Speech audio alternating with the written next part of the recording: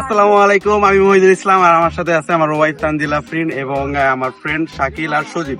আমরা সবাই নেপাল ঘুরতে আসছি আর আমাদের নেপালের সবকিছুই পর্ব আকারে বা সিরিজ আকারে আপনাদের সাথে শেয়ার করব। আপনারা সবাই মনোযোগ সহকারে আমাদের ভিডিওগুলো দেখবেন আর ভিডিওগুলো যদি ভালো লেগে থাকে অবশ্যই লাইক, কমেন্ট, সাবস্ক্রাইব করবেন।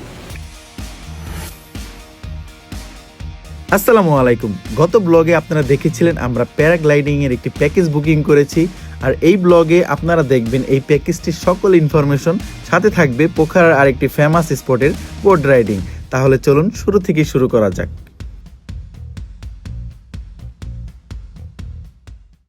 পোখারা ভ্রমণের দ্বিতীয় দিন সকালবেলায় উঠে আমরা দেখতে পাই আমাদের হোটেলের বারান্দা থেকে খুব সুন্দর অন্নপূর্ণা মাউন্টেনের ভিউ দেখা যাচ্ছিল। আর সচরাচর এত টাইম অবধি এত সুন্দর ভিউ দেখা যায় না। ওয়েদার অনেক ভালো থাকায় আমরা এই ভিউগুলো দেখতে পাই। যেহেতু আমাদের প্যারাগ্লাইডিংয়ের পিক আপ টাইম ছিল 9:50-এর দিকে, সেজন্য আমরা একটু সকাল সকাল বের হয়ে যাই আর হাতে কিছুটা সময় থাকায় নাস্তা করার জন্য চলে যাই। আমরা খুব এক্সাইটেড। সজীব দাদু ফার্স্টে ভয় পাইছিল, কিন্তু চারজনের লোভে বেড়ে করতে হয়েছে, তিনজনের লোভে বেড়ে করতে হয়েছে আমার।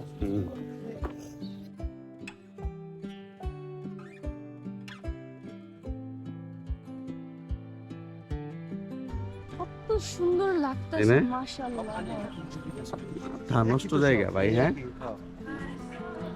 আমরা এই লেকটার সাইড দিয়ে পুরোটা ঘুরলাম আর কোথা থেকে ভালো সুন্দর ছবি আসে সেখানে এই ছবি তোলার ট্রাই করলাম, যাতে সুন্দর একটা মেমোরি সারা জীবন থাকে আমাদের। আর এখন আমরা যাইতেছি নাস্তা করার জন্য, দেখি নাস্তা পাই কিনা, কারণ নেপালে একটা জিনিসের কষ্ট, খাবারের কষ্ট। খাবারটা আমরা যারা বাঙালি তাদের সাথে নেপালের খাবারের টেস্টটা মিলে না, আমাদের কাছে কেমন একটা গন্ধ লাগে এই আর কি। কারণ আমরা ব্রেকফাস্ট করবো, ইন্ডিয়ান ব্রেকফাস্ট, সেটা নিব। ফিউ লেকের ঠিক সামনের একটি রেস্টুরেন্ট থেকে আমরা একটি ইন্ডিয়ান ব্রেকফাস্ট থালি অর্ডার করি। আর এই ইন্ডিয়ান থালিটি কিন্তু একটাই দুজনের জন্য এনাফ। আর খাবারটি খুবই মজার ছিল, আমাদের সবার কাছে খুবই ভালো লাগে।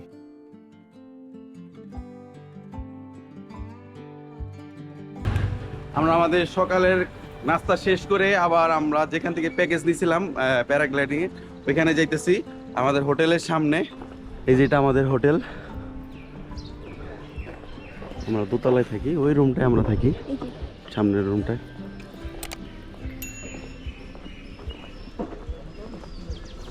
আর এখানে কিছুটা সময় ওয়েট করার পর ঠিক 10টার দিকে আমাদের পিক আপ করার জন্য মেইন অফিস থেকে গাড়ি পাঠিয়ে দেয়।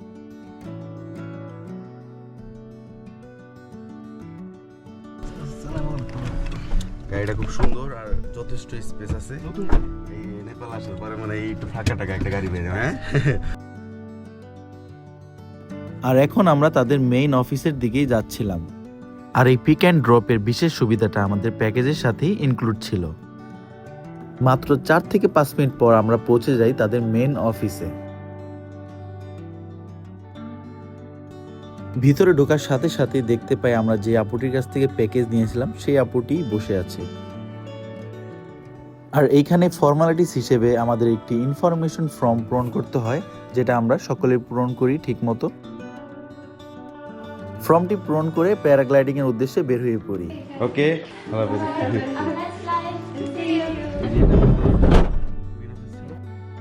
আর এখন আমরা যাচ্ছি আমাদের মেইন গন্তব্যের উদ্দেশ্যে, যেখান থেকে মূলত আমরা প্যারাগ্লাইডিং করব। যেহেতু আমরা অনেক উপর থেকে প্যারাগ্লাইডিং করব, সেই জন্য আমাদের একদম পাহাড়ের উপরে নিয়ে যাচ্ছিল। মেন পয়েন্টে যাওয়ার সময় গাড়ির যাত্রাটা এত বেশি দারুণ ছিল, এক কথায় বলতে গেলে অসাধারণ। কারণ পোখারার অন্যতম একটি সুন্দর জায়গা সারানগড়ের মেন পয়েন্ট থেকে আজকে আমরা আমাদের রাইডটি করতে যাচ্ছি। এই যাত্রায় আমাদের সময় লেগেছিল মাত্র 40 মিনিট। আর এখানে কিন্তু শুধু আমরাই প্যারাগ্লাইডিং করবো না, এখানে আরো অনেকেই প্যারাগ্লাইডিং করবে, কারণ এটাই বেস্ট প্লেস প্যারাগ্লাইডিং এর জন্য পোখারাতে। আর এই জার্নিটা আমাদের কাছে এত বেশি ভালো লাগে, মনে হলো যে সময়টা খুব তাড়াতাড়ি চলে গেল। আমরা 1650 মিটারের উপরে আছি, মানে কত উপরে, মানে ভাবতেছেন অনেক উপরে আছি আমরা এখন। গাড়ি থেকে নেমে আমরা সকলে একসাথে প্যারাগ্লাইডিং এর মেইন স্পটটায় হেঁটে যাচ্ছিলাম।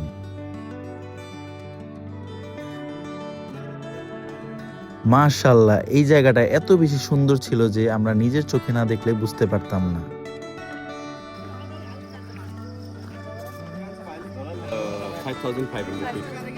5500 আর এইখানে আসার পর আমাদের একজন পাইলট আমাদের বুঝিয়ে দিচ্ছিল কিভাবে আমরা ফ্লাই করব এবং ল্যান্ড করব, যাতে কোনো ধরনের অসুবিধা আমাদের না হয়। When you're running until we don't fly. Okay? Support your pilot. Okay, thank you Where will land? Thank you thank you We will be landing. You can see the small hill next to the river, the other side. The small hill. Yeah, we will be landing in front of that small hill. Oh, okay. Okay, Almost same height like. খুব সুন্দর একটা জায়গায় আমরা landing করব যদি ইনশাল্লাহ Gonna take about 50 ইনশাল্লাহ আমাদের সব কিছু ঠিক থাকে আল্লাহর রহমতে। Okay. And how long is it? আমাদের সব কিছু খুব ভালোভাবে আমাদের পাইলট মানে খুব বুঝাই দিল, ইনস্ট্রাকশন দিল কিভাবে কি করতে হবে, কোথায় আমাদের একটু হালকা হাঁটতে হবে, কোথায় জাম্প করতে হবে, বা কোথায় আমাদের কোনো নড়াচড়া করা যাবে না, সব কিছুই বুঝাই দিল। আর যেটা করা যাবে না এটা বলে দিল যে এটা আপনারা কোনোভাবে করবেন না। সব কিছু মিলে আমাদের যাতে কোনো বিপদ আপদ না হয় আমাদের এভাবে আমাদের বুঝাই দিল। ইনস্ট্রাকশন শেষে প্রত্যেক গ্রুপ থেকে একজন একজন করে ফ্লাই করতে থাকে, আর আমাদের গ্রুপের মধ্যে আমার ওয়াইফই ফার্স্টে গিয়েছিল।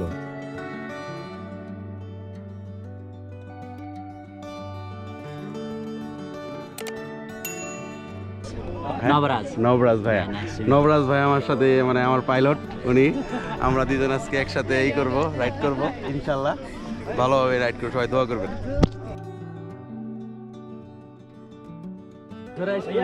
আমি রেডি হয়ে গেছি। মানিব্যাগ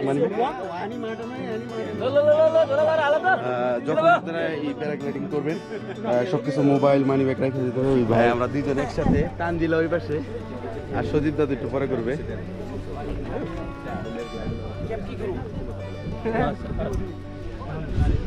হেলমেট পরতেছি, বাইক চালাইতাম আমার হেলমেট পরি না, কিন্তু আজকে হেলমেট পরতে হইব।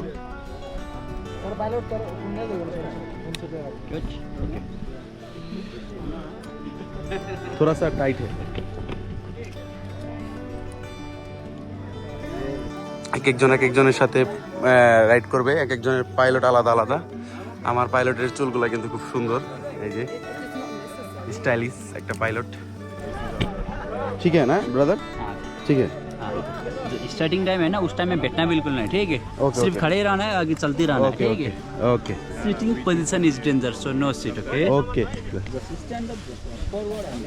By, best of lakh.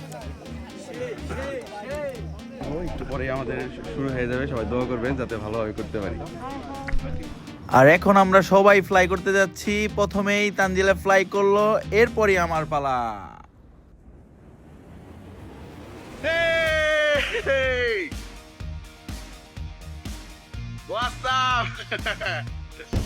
দেখেন কি সুন্দর একটা জায়গায় আমরা আছি এখন।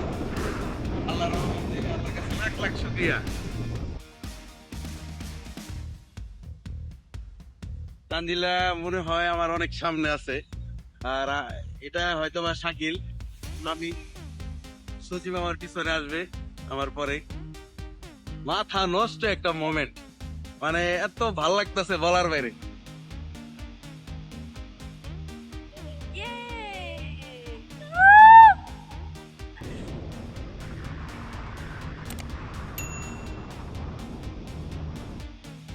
দেখেন সামনে কি সুন্দর ভিউ, সামনের ভিউটা দেখেন অস্থির। মানে জীবনে যতগুলা শখ ছিল সব পূরণ হয়ে যেতেছে আল্লাহর রহমতে। এখনো আমরা ল্যান্ডিং করি নাই, একটু পরে ল্যান্ডিং করবো। ভিউ কিন্তু মাথা নষ্ট, এত সুন্দর ভিউ। মানে পোখারাতে যদি আপনারা আসেন, এইটা যদি না করেন তাহলে পুরা মিস, পোখারা পুরাই মিস। জীবনের অন্যতম একটা সেরা মুহূর্ত মানে এই প্যারাগ্লাইডিং, অস্থির অস্থির লাগছে আমার কাছে। মালদ্বীপের প্যারাসাইক্লিং থেকে বেশি মজা লাগছে আমার কাছে এটা। এত সময় নিয়ে ভাই ঘুরাইতেছে, আমার কান মান একটু বন্ধ হয়ে গেছে, তারপরও কথা বলতেছে, অনেক ভালো লাগতেছে। ভাই আমাকে বললো যে অনেকে বমি টমি করে, কিন্তু আমি বললাম যে না ভাই, আমার আল্লাহর রহমতে বমি টমির কোনো সমস্যা নাই, আপনি ঘুরান আমার। আমার সামনেই কিন্তু এই যে ফিউলিং তাই না ভাই? हाँ जी प्योर है प्योर है অনেক বড় একটা টেম্পল আছে, ওইটাও আমরা দেখছি উপর থেকে। আমরা একটা ল্যান্ডিং করব, সবাই দোয়া করবেন যাতে সুন্দরভাবে ল্যান্ডিং করতে পারি। তো আমরা কিন্তু অনেক উপরে ছিলাম, প্রায় 6-7 হাজার ফিট উপরে ছিলাম। ল্যান্ডিং করতেছি।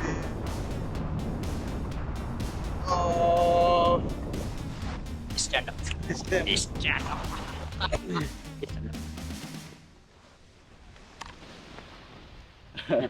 ठीक है कोई পড়ে গেছি। इसका भाई जी क्या हुआ भाई की ওকে, ঠিক আছে। कुछ बोलना है तो बोल सकता है भाई जी कैसा लगा আলহামদুলিল্লাহ অনেক ভালো লাগছে অনেক। আর ভাইয়ের সাথে রাইডটা করে আরো বেশি ভালো লাগছে। ভাইয়া খুব ফ্রেন্ডলি, মাশাআল্লাহ। সবকিছু মিলে আল্লাহর কাছে শুকরিয়া, আলহামদুলিল্লাহ। Okay bye bye bye. আলহামদুলিল্লাহ খুব সুন্দরভাবে ল্যান্ড করছি। আর উপরে কিন্তু অনেক সময় নিয়ে আমাকে ঘোরাইছে, অনেক ভালো লাগছে। মানে বেস্ট রাইড এ পর্যন্ত যতগুলো রাইড করছি বা যত কিছু অ্যাক্টিভিটিস করছি সব থেকে বেস্ট ছিল এটা। আর এত সুন্দর পাহাড় দুই সাইডে, দুই সাইডে না, চারপাশেই এত সুন্দর পাহাড়। দেখেন এই যে সবাই এই জায়গায় ল্যান্ড করতেছে, জায়গাটা অনেক বড়, এখানে সবাই ল্যান্ড করতেছে। আলহামদুলিল্লাহ অনেক ভালো লাগছে আমার কাছে, অনেক। আমরা এই যে ল্যান্ড করার পরে একটা ছোটখাটো একটা টং দোকান আছে, এই দোকান থেকে একটা ফান্টা খাইলাম। এতটুকু ফান্টার দাম হইলো 150 টাকা, তাই না? কারণ এখানে তো অনেক কষ্ট করে ওনারা ফিস টিজ রাখছে আর দোকানটাও কষ্ট করে দিছে, সেই জন্য নাকি প্রাইস বেশি। আমি জিজ্ঞেস করছি যে ফান্টার এত প্রাইস কে? পরে আমার বললো যে ভাই আমরা এত কষ্ট করে আসি। দেখেন কি আমরা এমনি নামছি, এই যে আমরা এমনি সুন্দর করে ল্যান্ড করছি। আলহামদুলিল্লাহ আমাদের দুজনের অনেক ভালো লাগছে, তাই না? মানে আমরা এই পর্যন্ত আমি যখন রাইডে ছিলাম তখন আমি ওরে বলতেছিলাম যে আমি মালদ্বীপসে করছি, আমাদের বাংলাদেশে করছি, কিন্তু আমার কাছে এটা সবচেয়ে বেশি ভালো বেস্ট লাগছে। মাউন্টেন মানে অনেক ভালো লাগছে, সবগুলা মিলে যতগুলো অ্যাক্টিভিটিস করছি সব থেকে বেস্ট আছে আজকে।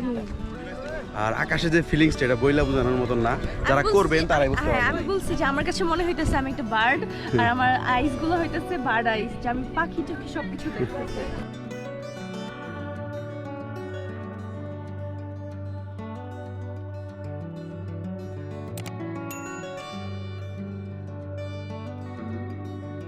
এত ভালো লাগতেছে এই জায়গাটা, মনে হইতেছে কি সুইজারল্যান্ড, পুরো কাশ্মীর বা সুইজারল্যান্ডের মতো লাগতেছে।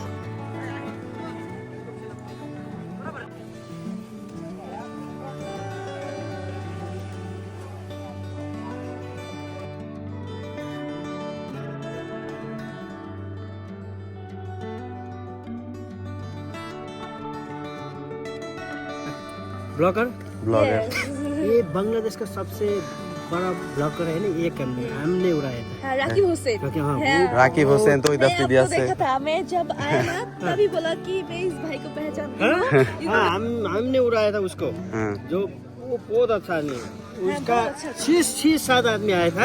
হ্যাঁ, ওরা ভাই বোন অনেকজন একসাথে। फैमिली तो वहाँ पर देखा ना ऑफिस पर, तभी पहचान लिया था। मैं बोल रहा था कि इस भाई को मैं देखा हूँ। এরপর আমরা গল্প করতে করতে রওনা হই আমাদের হোটেলের উদ্দেশ্যে। অনেকক্ষণ সময় এখানে স্পেন্ড করার পর আমাদের এখন হোটেলে ড্রপ করে দিবে। চারজনের কাছেই খুব ভালো লাগছে, তাই না? আপনার কাছে কেমন লাগছে ভাই? দাদু আপনার কাছে কেমন লাগছে? এক কথায় বেস্ট। হ্যাঁ, তোমার কাছে তো ভালো লাগছে আমি শুনছি। এই যে আমাদের জন্য আবার অলরেডি গাড়ি এসে বসে আছে। এখন আমরা গাড়ি দিয়ে আবার আমাদের হোটেলের উদ্দেশ্যে, মানে আমরা যেখান থেকে আসছে ওইখানে চলে যাব, ওইখানে নামাই দিবে। Just wow. আমি এক কথাই বলবো যে যারা আসবেন পোখারাতে অবশ্যই এটা করবেন, নাহলে কিন্তু পোখারার পুরো মজাটাই মিস করবেন। ভাই নিচে কি কয়? হ্যাঁ, ক্যামেরা নাই এই কি কয়? উপরে দেখো। হ্যাঁ, আর আপনি কি কইছেন ভাই? আমি কিছু মইরা যামু নামাই দেন আমারে ওখানে মেরে ফোন নিয়ে কি জানি কইছেন मेरी फोन इधर हमको मेरी फोन मेरी हाथ में दे গাড়ির ভিতরে সবাই তাদের এক্সপিরিয়েন্সগুলো শেয়ার করে আর এই গল্প শুনতে শুনতেই আমরা চলে যাই আমাদের হোটেলের উদ্দেশ্যে। যেহেতু আমরা পাহাড়ের নিচে ল্যান্ড করেছি সেই জন্য আমাদের যাওয়ার পথে খুব কম সময় লাগে। ভাইয়া খুব মিশুক আমাদের সাথে बोलेंगे कि उनका सब्सक्राइब करने का है मेरा सब हमारा पैराग्लाइडिंग फ्रेंड 300 हां more than 350 that's why I will tell people ভাইয়া বলতেছে যে ওনাদের 350 উপরে ফ্রেন্ড আছে, সবাই আমার আইডি কে ফলো করে দিবে ইউটিউবে, এগুলোই বলতেছে। অনেক ফ্রেন্ডলি ভাই, অনেক মজা করছে আমাদের সাথে গাড়িতে, ভালো লাগছিল। ओके दोस्तों ওকে দোস্ত, ভালো कैसे হ্যাঁ ইউটিউব চ্যানেলে আমাদের নামাই দিল আমাদের এই যে হোটেলের সামনে 1 মিনিটের একটা দূরত্ব। বললো যে তোমাদের কি হোটেলে নামাই দিব নাকি এখানে নামাই দিব। পরে আমরা বললাম যে না, আমাদের এখানে নামাই দাও, সমস্যা নাই, আমরা হাইটা যাইতে পারবো। অস্থির একটা রাইড ছিল, মানে সব মিলে সুন্দরভাবে আইসা বললাম এত তাড়াতাড়ি, মানে মাত্র 3 ঘন্টার ভিতরে আমাদের সব কিছু কমপ্লিট, একদম যাওয়া আসা ওই জায়গায় অ্যাক্টিভিটিস করা সব কিছু মিলে মাত্র 3 ঘন্টা সময় লাগছে। মানে সেই একটা টাইম ছিল। আর এই 3 ঘন্টা মানে নেপালের সব থেকে মেমোরেবল 3 ঘন্টা।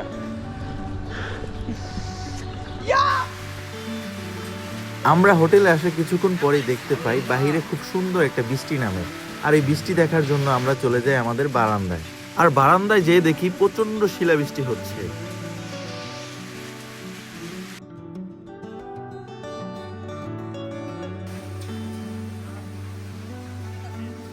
নেপালের পোখারাতে আমরা যে সময়টায় গিয়েছিলাম প্রায় প্রতিদিনই দেখেছি যে বৃষ্টি হতো।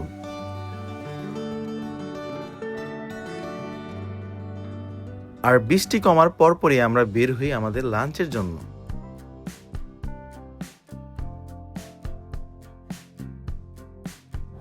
খাওয়া দাওয়া শেষ করে আমরা চলে যাই লেক সাইডের দিকে। আর যেহেতু আমরা প্ল্যান করেছিলাম আজকে আমরা বোট রাইড করব, তাই যেই ভাবনা সেই কাজ, আমরা চলে যাই বোট রাইডের টিকিট কাটতে। সিঁড়ি দিয়ে নামার সাথে সাথে এই দোকানটি থেকে আমরা ফিউ লেকের বোট রাইডের একটি টিকিট বুকিং করি। আর এখানে কিন্তু বিভিন্ন প্রাইজের বোট আপনারা নিতে পারবেন চাইলে।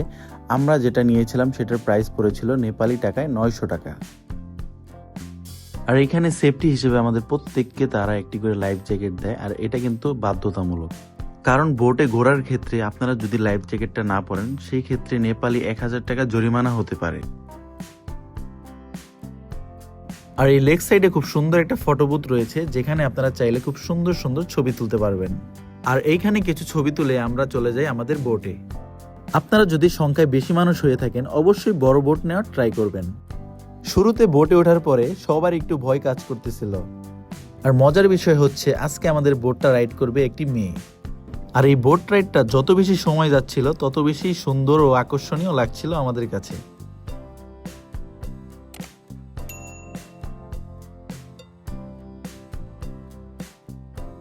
নেপালের এই পোখারা শহরে আসার পর থেকেই মনে হচ্ছিল আমরা একটু এই ফিউ লেকটা ঘুরে দেখি, আর সেই জন্যই মূলত আজকে ঘোরা।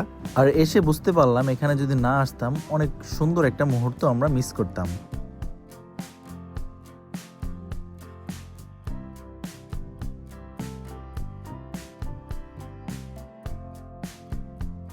আর এই লেকের মাঝখানে একটা মন্দির ছিল, যেটা দেখার জন্য অনেক টুরিস্টরা এখানে আসে।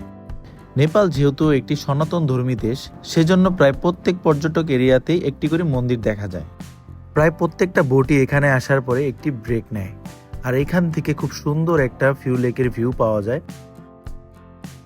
সামনের ভিউটা কিন্তু অনেক জোসি, আমার পিছে যে ভিউটা দেখতেছেন এই ভিউটাই মানে মেন লেকের, এর জন্য আমরা এখানে আসলাম।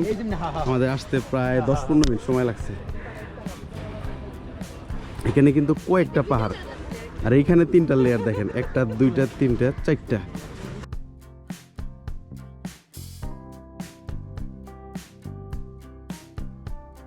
আর আমরা এখান থেকে খুব পারফেক্ট একটা টাইমে রওনা হয়েছিলাম, কারণ যত সময় যাচ্ছিল ততই এখানে ভিড় বাড়ছিল।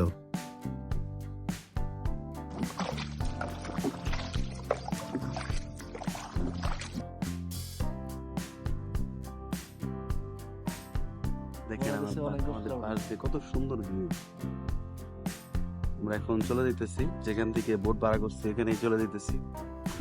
অনেক সুন্দর, পাহাড়গুলো অনেক সুন্দর। মানে বাংলাদেশের বর্ডারের মতো আছে আপনি ইন্ডিয়া। দাদা আপনার কেমন লাগছে? না, অসম্ভব সুন্দর, আসলে ভাষায় প্রকাশ করা অনেক সুন্দর। গরিবের সুইজারল্যান্ড। অনেক সুন্দর, এই যে পাশের ভিউগুলো অনেক সুন্দর। দিদি हमारे साथ आपको घूमने में क्या कैसा लगा? আচ্ছা,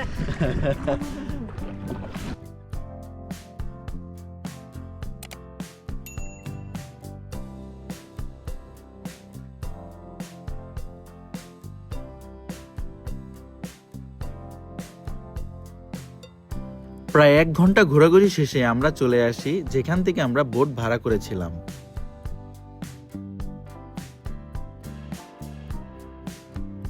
এখন কিন্তু প্রচুর লোক, কিন্তু নৌকা নাই। আর আমরা যে টাইমটায় আসছিলাম ওই টাইমে কিন্তু খুব একদম খালি ছিল, মানে আমাদের কোনো প্যারাই হয় নাই। ঘোরাঘুরি শেষ করে আমরা হোটেলে কিছুটা সময় রেস্ট নিয়ে বের হই রাতের খাবারের জন্য।